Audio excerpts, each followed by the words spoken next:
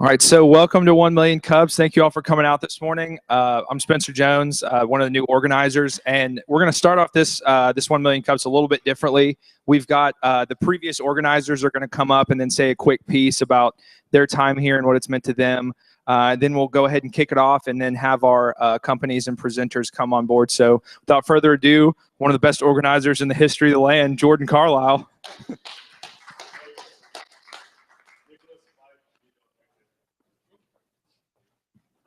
So today we wanted to kind of get our last little hoorah and first start off just by saying thank you to all of the 1 Million Cups attendees who have been here for us, who have shown up on days when it was cold and rainy and tough parking and you know, all the obstacles that you might face on a Wednesday morning before 9 a.m.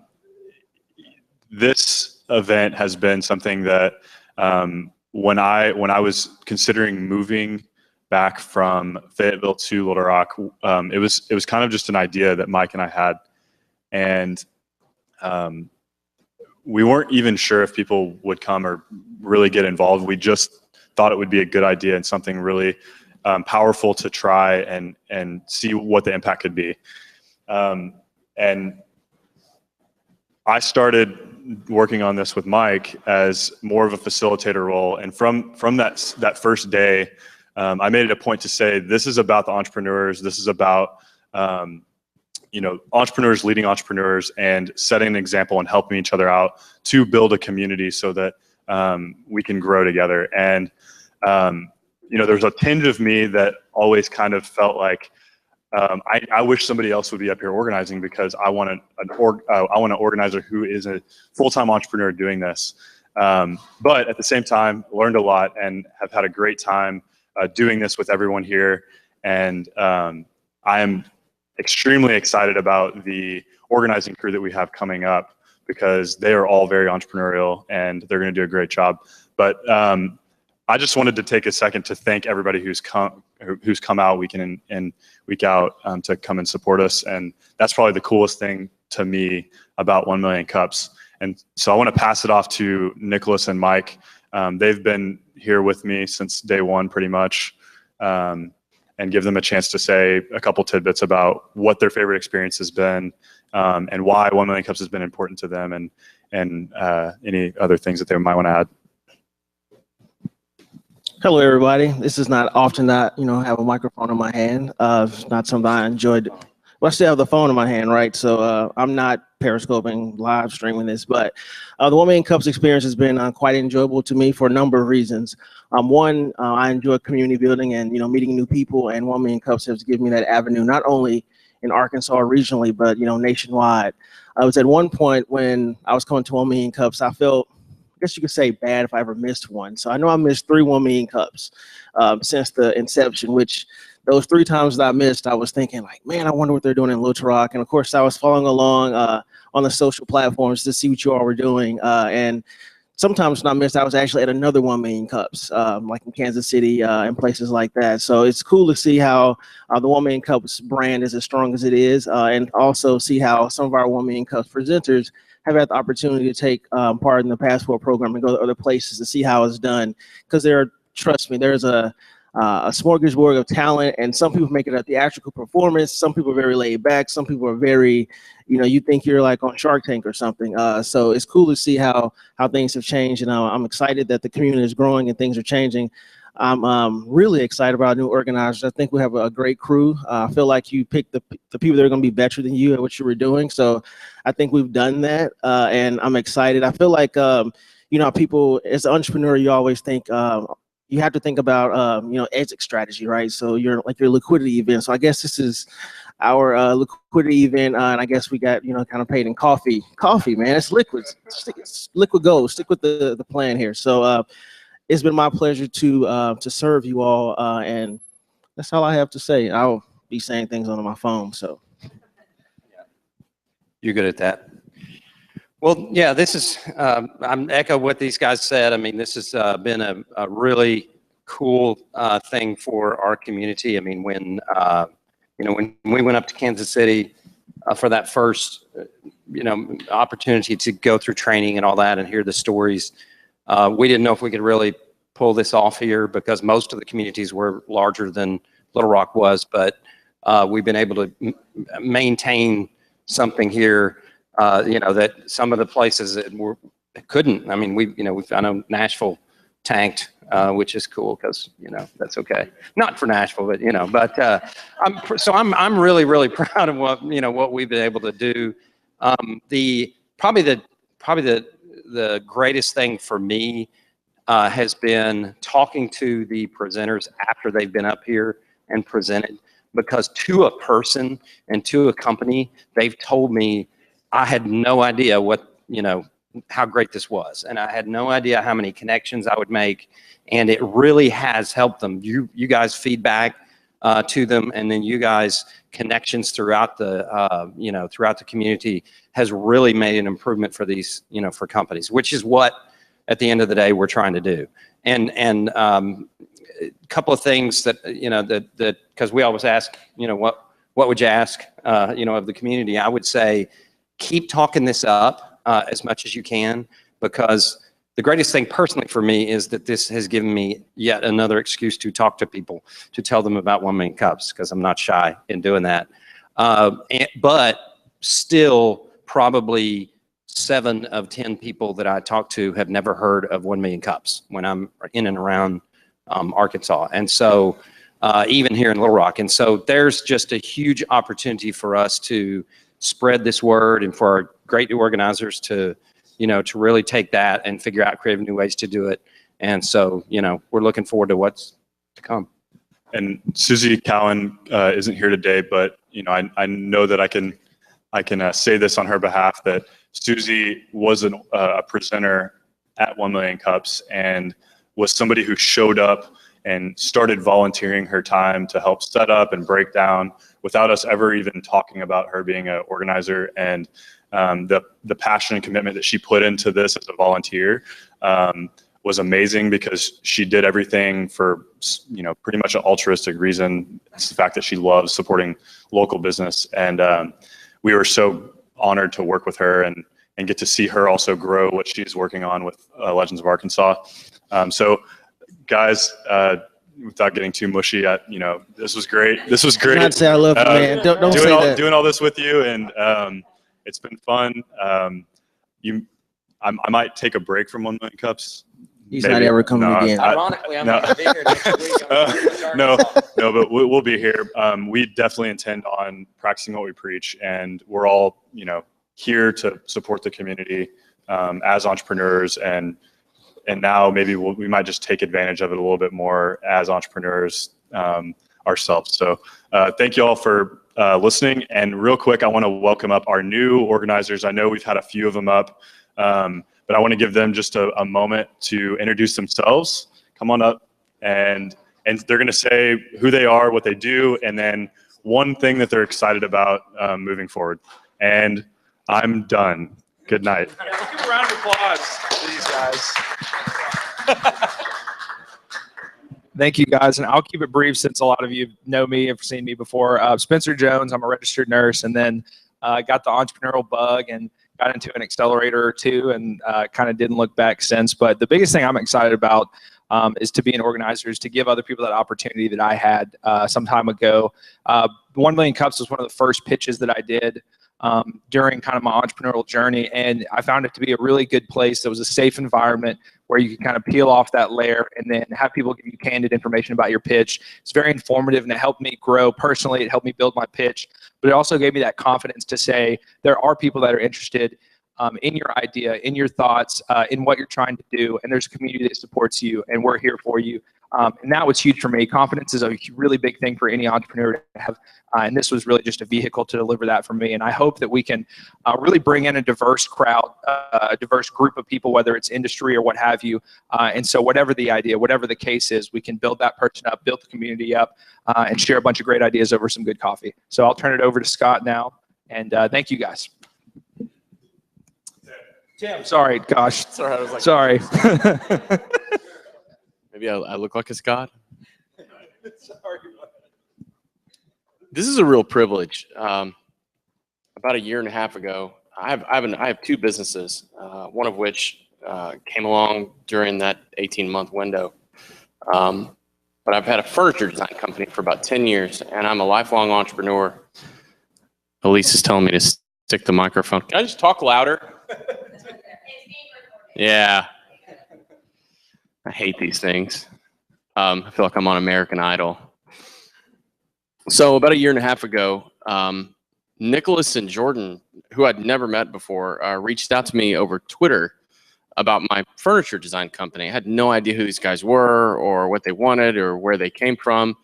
And I had just moved back down from Northwest Arkansas, where for the first time in my career, I had experienced something called a startup community. It was the most bizarre thing to me because I'd come from a place where, having worked in startups and run multiple businesses, it was very insular and I was pretty isolated. And so it was very refreshing to land in Fayetteville and find myself in a community of people that were cooperating with each other, collaborating with each other, competing with each other, to be sure. But there were friendships and relationships and support and mentorship that was clearly the fuel that was growing that community. And as a native Arkansan, this was something I was really proud of and thought was fantastic. I moved back down to Little Rock in 2013, and I didn't immediately see that. And then Nicholas and Jordan reached out to me and said, hey, would you be interested in coming and telling the story of your company at this thing called 1 Million Cups? And I thought, what is 1 Million Cups? I'd never heard of that. So I did. My business partner and I came out and presented our company, and immediately I was plugged into this community. And in that time since then, I've watched it grow. I've made so many relationships.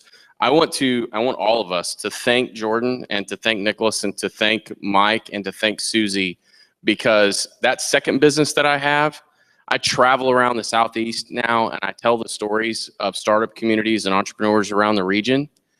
And I can tell you that Little Rock is one of the communities that people around the region want to know the most about. And it's because of 1 Million Cups. I fervently believe that. So can we give them a round of applause? And really give it up for them. So this is a real privilege to be here. I'm going to put my Twitter information up on the board, and I want you guys to know that I'm accessible and available to you. If I can do anything for you or support your businesses, ask any questions, connect you to anyone, please get in touch with me, and thank you for giving me this opportunity. I appreciate it. This work. I'm Kim from Arkansas Money and Politics magazine. I'm really excited to be an organizer. I'm excited about growing this community. Like these people, I've been coming here probably since it started about a year ago.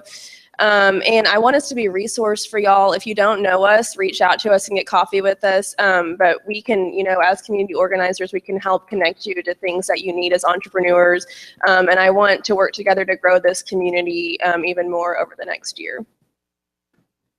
Good morning. My name is Iana Mitchell, and I am an entrepreneur myself.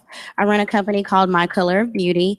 And last year, I was in grad school, and I actually ran into Mike at some type of entrepreneurship event at UCA. And I just briefly mentioned to him, yeah, this is my last semester, but I don't know if I'm going back to work. And he just kind of mentioned to me about, hey, we got this thing called 1 Million Cups. And at the time I thought, what? I don't need that. And I ended up getting accepted into an accelerator, and I came to 1 Million Cups, and I thought, lo and behold, Mike told me I needed to come. And here I am. And I'm glad to be a part of this community. I thrive off of listening to other people's stories and what they have going on and what their successes and their failures are. So let's just keep this going.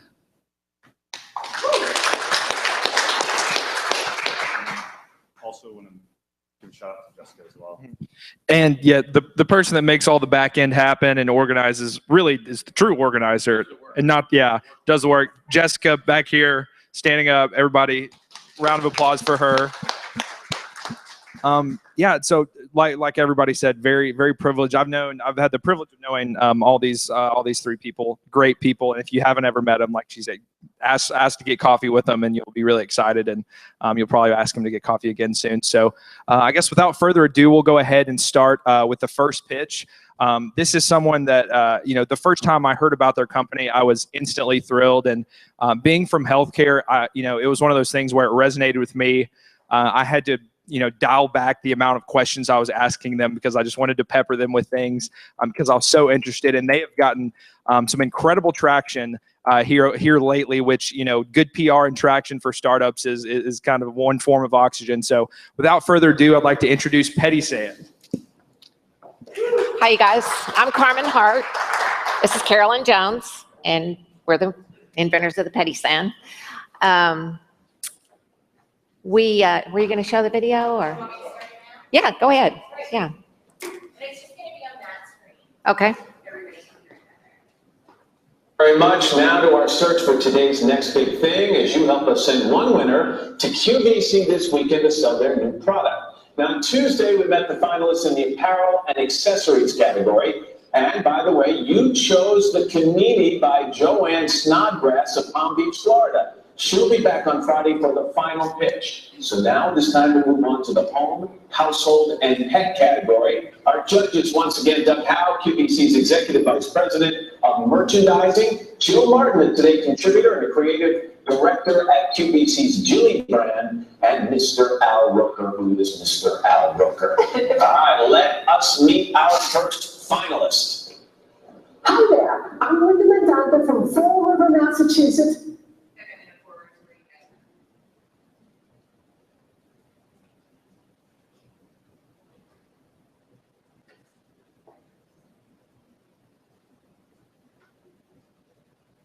Let us meet our second finalist. Hi, my name is Carmen Hart. I'm from Little Rock, Arkansas, and I'm the inventor of the PediSand, the ultimate hands-free flip file. I believe the PediSand will be today's next big thing because it removes and smooths dead skin from your feet fast and effectively. Hi, Carmen Hart, come on out. Hi, Carmen. Hi, how are you? As a nail technician, I've done thousands of pedicures.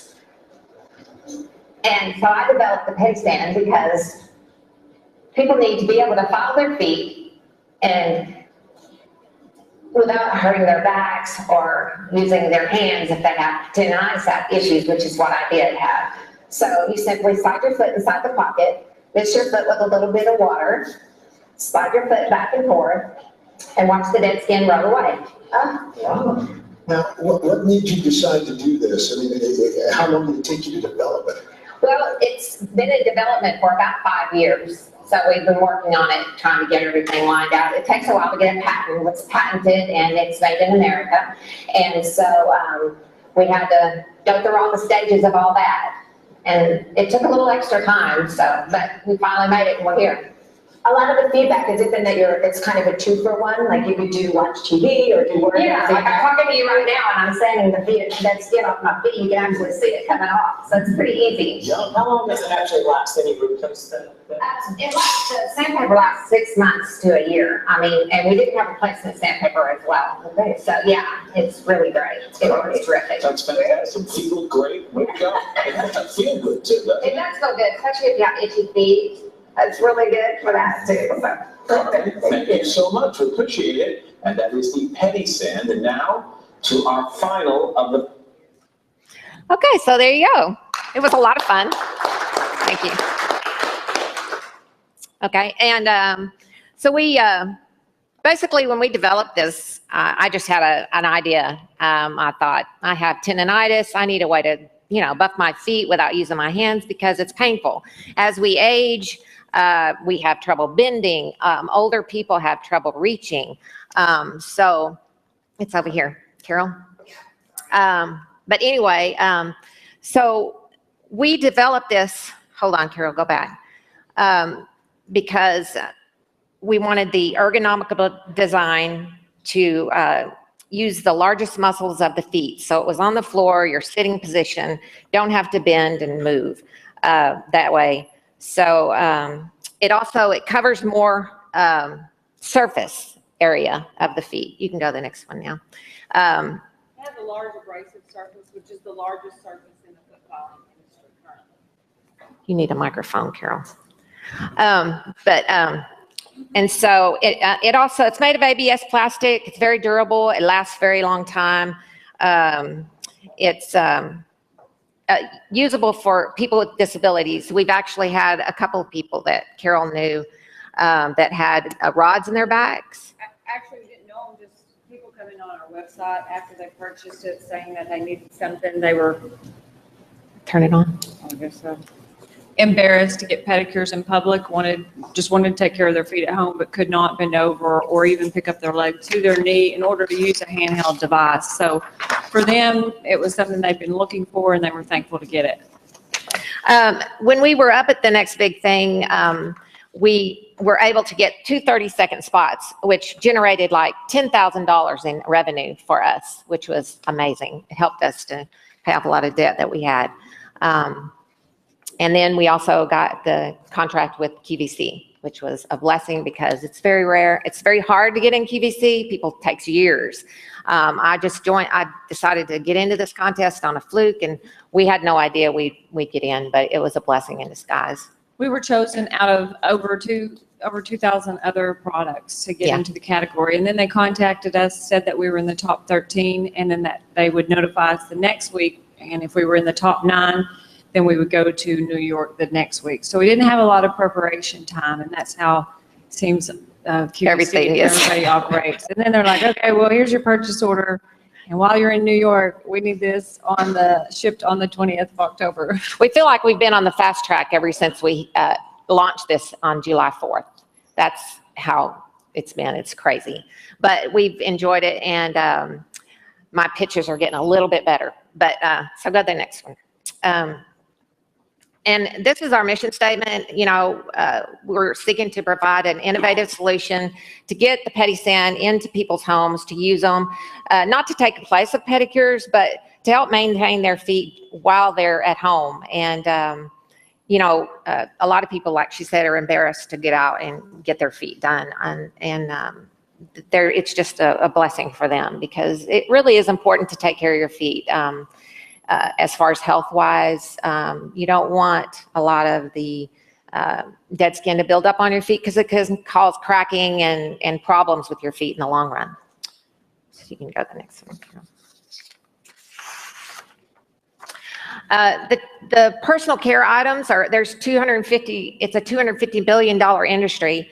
The beauty tool industry is the number one industry, or the number one thing is the product, the foot smoothing product in those beauty tools.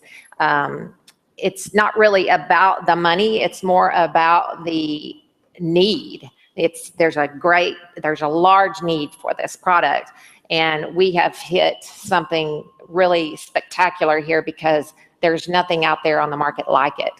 Well, the PedEgg alone generated over $300 million as of date. I don't know if that's exactly to date, but that's a good estimate. But within the first 2 to 3 years, it did generate over $70 million, and that's just the PedEgg alone. Okay, you can go to the next one. This is the PediSand right here above this, and I'll show you the stages of the PedEgg here. It was this small little device that had a cheese grater on it, which roughs up the skin, and it does get the dead skin off, but then you have these little tags on it that you have to sand, and they have this little bitty piece of sandpaper that you smooth that out with. And then because the industry is heading toward the ergonomical design, they said, well, let's put a handle on it. Maybe they don't have to reach that far. And then the handle, but that took away the pressure that they were needing to put on the skin to be able to remove it the way they needed to. So then they went on to the next one, which was the electric one. So, and if you've ever used one of those, if you press too hard, it will drag out the motor. And so you really can't get pressure with that either. It's not that effective. We have taken care of we've taken that all out of the solution for all of those is it being on the ground, holding it with your foot, and using the largest muscles of your leg to get the dead skin off of your feet. And it's very effective. Saves time and money because you can get the job done 10 times faster. The average time, if you maintain your feet on a regular basis, you can remove all the excess dead skin that's accumulated in 2 to 3 weeks within 2 to 5 minutes. Whereas the other products would take 10 to 15 minutes and they would still be potentially ineffective. Okay. So our business model, Carol, you want to take this? So far today, we've total investment is $72,000. We have 3,000 units. That's the production that's taking place this week, which QVC will receive 1668 of those units. The other units was our initial order that we've been selling online and salons and drugstores, and using those for samples when we send them to QVC or any other retail box stores that we're trying to get into.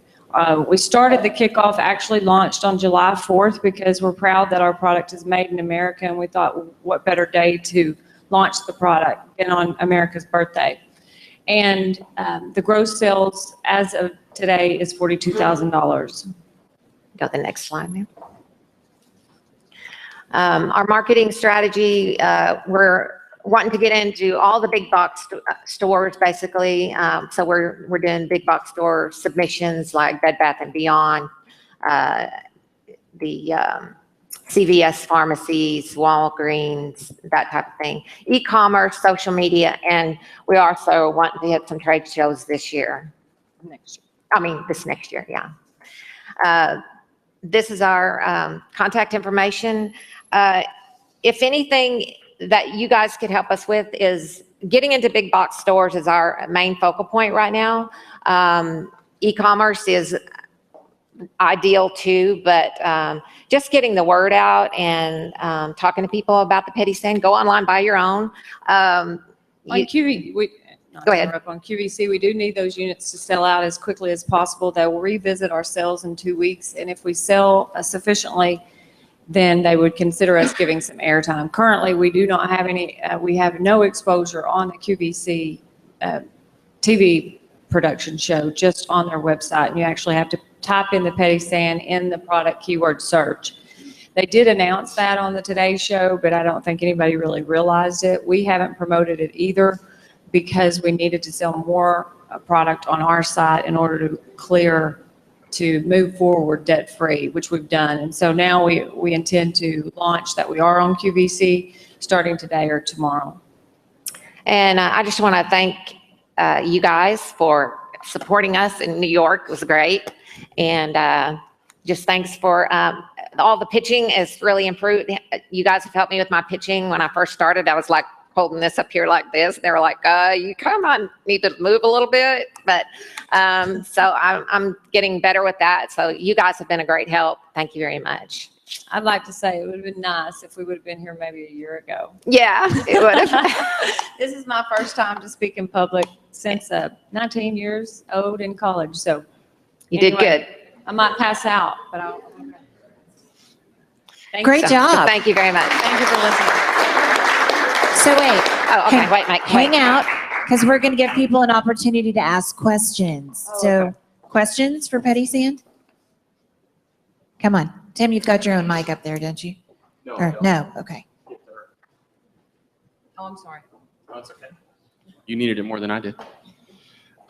So where did you make the prototypes, and how many iterations did you come up with? How many did you develop before you went to manufacture? Well, I made my first prototype out of styrofoam, my house. And then I went to Carol and she loved it. So then we got with a couple of guys and they made our first one for us. And it was just a big old mess, but it worked. And so First we got hooked up with a lady that manufactures in China, and she was taking our tool and our prototype to China in the intent to manufacture there and also make our molds there. And then that was about a 1.5 year process, maybe longer. And then it just didn't work out. And so then we were trying to manufacture in Taiwan, worked on that for a year, and the production cost was too high. The margins weren't right. And once I stated that, then we were back to square one. So then we had a 3D model made. and we took it to Polytech Molding and Thank God we found Polytech Mold in up in Northwest Arkansas. Bentonville, and they've been amazing, and they've pretty much taken us So it's a from where we blessing are in the today. long run that we didn't, all the first steps didn't work out because it led us to where we wanted to be in the first place. Yeah. So you're Did that answer your are you question? manufacturing your 3D printing here in Arkansas? We are manufacturing in Bentonville. They are Polytech Polytech Molding? Molding. Yes. Yeah, it's Arkansas. Yeah, Arkansas made product. Any other questions?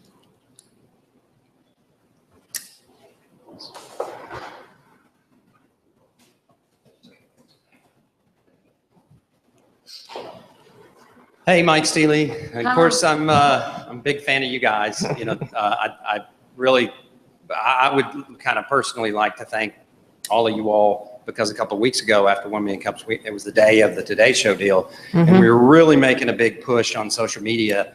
And while you all didn't find out the exact, you know, they didn't tell you the numbers. They wouldn't tell us numbers. Confident that the Arkansas factor kicked in. No doubt about it. Yeah. A winning thing. So everybody here participated. But could you talk just a second about the fact that your major competitor in this market, you have $42,000 in sales, and the major competitor has 300 million in sales, product today. Yeah. How do you go from, what are you learning, and how do you go from this much to that big?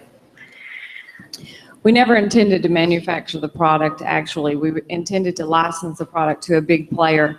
Unfortunately, it's hard to get to the right people at the right time, and they're bombarded with new products. So we decided we have this patent. We're not going to let it sit on the table. We're going to, even though we don't know what we're doing, we've never done it, we have no experience, and shouldn't be doing it, we're doing it anyway. And it hasn't been easy. But I mean, because I feel like with any product, you need to come out of the gate strong, and in order to do that, you need to have $1 million. The pet egg alone, from what I've been told, they spent $7 million marketing that product. It's not hard to sell a lot of product when you have $7 million backing in marketing. Yeah, and you have infomercials going 24/7. So how we intend to do it is we just intend to start small, like the local Bed Bath & Beyond. How they operate is they can agree to, just the store manager agrees that they like the product, they want to give it a go, and start out with districtly and then go from there. And then corporate will pick it up if they believe that the sales are strong enough. Other than that, we do need a partner. We're not looking for an investment as far as just a loan or an investment from a silent partner. If we take on any funds or any investments, it would be with a partner with some skin in the game and brings to the table what we lack as far as knowledge and experience in launching a product. So we are working on our e-commerce site. Actually, Mike has hooked us up with some people right now. We started out with just a basic website, and it does need a lot of work. So that's where we're moving forward from there, and we hope that will help drive people to our site to help any big box stores that we do call on. We'll go to that site and see it's an amazing site. People are going there, and they'll maybe give us a shot in the door. It's kind of hard to get in the door. We may pursue As Seen on TV, which we have submitted our product to them before, but there again, it's hard to get traction in that arena without any presence. And now with the blessing of being on the Today Show, we have a stronger opportunity for them to pick us up. I have a question, which is funny. I don't think I ever asked that many questions of people. But you mentioned something about, there are a couple of things you mentioned and questions I have about. One, you talked about like the e-commerce, and you also talked about selling in big box stores. And a person that, works in that realm, I guess what's more important in terms of like online customer acquisition, and how much are you thinking that would cost to acquire a customer? How much are you okay with allowing in terms of marketing dollars, or wholesale where you go to a big box store, or since you have a patent, how much in terms of licensing? So of the three, e-commerce, licensing, or wholesale, which is the most important for you all, and which one do you think is best in terms of getting to your exit strategy, your end game? Mm-hmm. As far as the licensing play, I'd like to, it would be better, I'd get negotiate a better deal the more stores I'm in, obviously. So the stronger, the faster we can get in stores, even if they're not big box stores, even if they're locally owned pharmacies, so forth. And we are starting in Central Arkansas and Northwest Arkansas, hitting those up and working our way out. But that still won't guarantee a huge licensing play. Now, if we do get picked up even on the local level through Bed Bath & Beyond, every pickup will help negotiate a stronger licensing play. But and having in the e-commerce actually helps us to get into those stores, because that's the first thing they do is they go right to your website and they check it out. And if your website is not eye-catching and doesn't draw them in, then they kind of will put you on the back burner and say, we'll check them out later. we have submitted the product to Dr. Scholl's for a licensing agreement, but we have not. They requested a sample, but we have not heard back. They have a huge campaign going out. They are trying to get more into the foot filing side of the industry as far as aesthetic versus just the inserts and all the other products that Dr. Scholl's has. They've spent astronomical amount of sales on their handheld motorized foot file, which you may not have known about. I mean, if you're not looking for a foot file, then you have no idea how many products are on the market. Though all the handheld motorized foot files, that's not a protected product. It was out in the 70s, and so they're just being regenerated again just to add new sales. One follow-up question. What e-commerce platform are you all using? Big Commerce. Right. Yeah. Thanks. Thank you. So we have time for one more question. No more questions? All right, let's give them a hand. Thank you, guys. Appreciate it. We always ask, what can the community do to help you guys? How can we support you? Just tell your friends about our product. We'd like to sell everything we can out of QVC, and so they could make another order with us. So just tweet it out about the product, email, Facebook. What's your Twitter handle? PediSand. PediSand and Facebook, PediSand.com. If we sell out through QVC and we get airtime, that would be huge, because they are the largest worldwide platform at-home shopping center. In other countries across the world, the average woman in Italy spends $1,800 to $2,500 a year just on QVC alone. Yeah, who knew? I don't watch QVC, but yeah. I watch it now. No, I don't watch it now either. But I go on there occasionally and I'm like, really, people watch this? Thank you. I want to introduce Katie Milligan, who I've been calling Katie McMillan all summer long, I found out. Katie is the Director of Small Business and Entrepreneurship for the Delta Regional Authority and the Delta Entrepreneurship Network, and she's going to tell us about a special event here at the Venture Center, I believe, on November 5th. Thank you very much. So my name is Katie Milligan. I'm the Director of Entrepreneurship for the Delta Regional Authority. For those of you that don't know, the DRA is a federal-state partnership focused on economic development in the 8 states of the Mississippi Delta and Alabama Black Belt. So we serve 252 counties and parishes. We have from Illinois down to Louisiana and then Alabama. And in January 2015, we launched the Delta Entrepreneurship Network, which aims to identify, nurture, and grow entrepreneurs and the entrepreneurship support organizations like the Venture Center that are building the ecosystem in the DRA footprint. And in order to do this, we've established a competitive fellowship program with the Idea Village down in New Orleans. And they actually produce a festival known as New Orleans Entrepreneur Week. And New Orleans Entrepreneur Week is really becoming the premier celebration, the premier festival for entrepreneurship. And so we've established this fellowship that provides travel assistance and technical assistance for entrepreneurs and entrepreneurship support organizations to attend New Orleans Entrepreneur Week. And what this does is it's really just an incredible platform for entrepreneurs and entrepreneurship support organizations to have access to national media, access to national investors, access to one another. So what we've seen out of, we had our first class that went through in January. They pitched in February and then went to New Orleans in March. And what we saw out of it were collaborations between entrepreneurs and entrepreneurship support organizations, new business opportunities for those entrepreneurs, national press coverage for entrepreneurs, and investment opportunities and discussions for entrepreneurs that went through. In our first year, we took 16 entrepreneurs and 15 support organizations.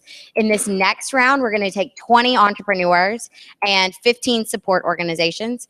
The way we identify entrepreneurs is through a 3-minute pitch competition. So we're actually hosting a pitch competition here on November 5th at 6 p.m. So the requirements, this is our website. You can see it's dra.gov/entrepreneur. You can see all of the pitch competitions that we've been having. We had a kickoff event in Memphis. We've been to Murray, Kentucky, and Selma, Alabama. And then the next one is Cleveland, Mississippi, October 27th. Here, November the 5th. And then Lafayette, Louisiana on November the 14th. So the eligibility requirements for entrepreneurs are you have to be living or working within the DRA region. And if you are not sure if your county counts, go on our website at dra.gov. Pulaski County is in the footprint. So if you're living or working in Pulaski County, you're good to go. You have to be organized as a for-profit business. You have to have under $1 million in revenue and under five or less full-time employees.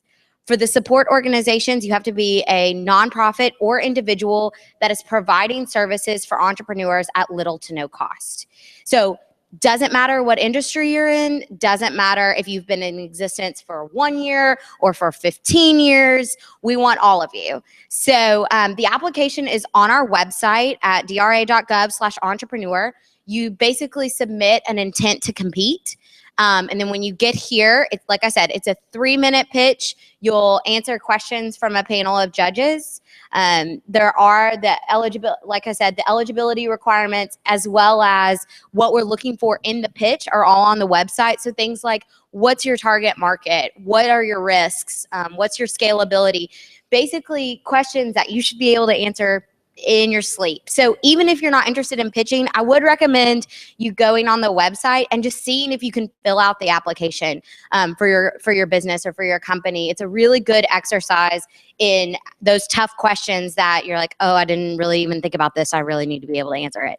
So for ESOs, if you're part of an organization that's supporting entrepreneurs, you can apply as well online. It's a paper application, so there's no pitch involved, and you can email it to me. But really what the DEN is trying to do is connect entrepreneurs and the support organizations from around the region. And those support organizations often don't know what one another is doing. And the entrepreneurs don't know what services are available. There's tons of free services out there. And it's just a matter of knowing about them to take advantage of them. So New Orleans Entrepreneur Week is March 11th through the 18th. It's a Friday through a Saturday. Our DRA specific programming will run that Wednesday through Friday. And you will actually pitch in New Orleans as an entrepreneur. We'll separate those out into pre and post revenue pitches. And we're looking at a consulting package for the winners, which is exciting. And in addition, we'll also provide some really in-depth technical assistance, probably early 2016 for those that are selected as fellows. We're selecting 3 fellows from the remainder of the pitch competition. So we'll select 3 in Mississippi, 3 in Little Rock, and 3 in Louisiana. We also nominate alternates from each of the competitions. And after the Louisiana pitch, we'll look at all of the alternate scores and select 2 alternates. So that's how we're rounding out the 20. So without further ado, I think I'm going to take questions. No questions? All right. I'm just going to do it without a mic instead of a mic. Oh, wait. Okay, so Saline County, Benton Bryant, is that eligible as well? Or is it just Pulaski County? Saline County is not in the DRA footprint. But like I said, if you are living or working in the DRA counties, then you're eligible. Okay, so or working. Then you would be eligible. Okay.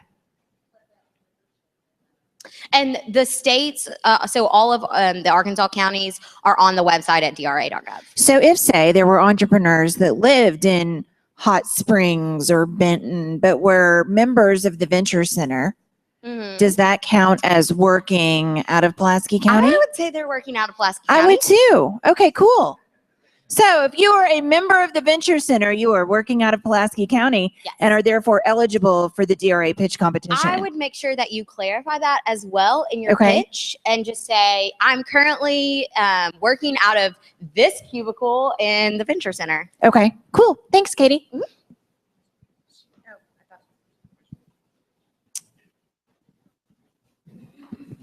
Hi, Katie. Question about the pitch contest. Is it a individual pitching or do you bring up a team? I know with only 3 minutes, it's probably easier to just do one person, but are you looking for teams to come up or preferably one representative? Great question. So you can actually pitch either way. I've seen teams do it. It's very difficult if you do have a team. I would recommend no more than 2 people because that 3 minutes goes by like this. In terms of teams and co-founders, so if you are selected as a DEN fellow, we do provide a travel stipend for one individual on your team. That being said, New Orleans Entrepreneur Week is a free event. So if your co-founders want to pay their own way and come down, we can make sure that they have access to the DRA portion and to your pitch. Yes, ma'am. Katie, hi. Elise Stroud, Merger Match. Do you have any helpful hints for people who are going to do this pitch competition? I do. So what I've seen in great pitches are people that tell stories. And why is your product, why is it worth taking to New Orleans? Why should I invest in you? Because that's really what this is this travel stipend and this technical assistant is an investment. So start thinking of it as you would to pitch to an investor. But stories are great, but also make sure you really talk about the scalability and the market potential, because those are 2 big things I see consistently judges looking for. Don't get so caught up in the 3 minutes that you're like, I didn't talk about every single part of my company, I'm going to fail, because that's what questions are for. And there's not a time limit on questions. So that is another helpful thing, another opportunity to really utilize that. Any more questions? And just a shameless plug for DRA, make sure you go sign up and make sure you attend the pitch event. It is an open event, so everyone is welcome. We would love to see you there. And if you ever need technical assistance or want to know about connections or want to know about federal resources, you can find my email, which is KMILLIGAN@DRA.gov. Shoot me an email. I'll write my number on the board. Feel free to give me a call. Shoot me an email. I'd be happy to help you connect you. Great. Thanks, Katie.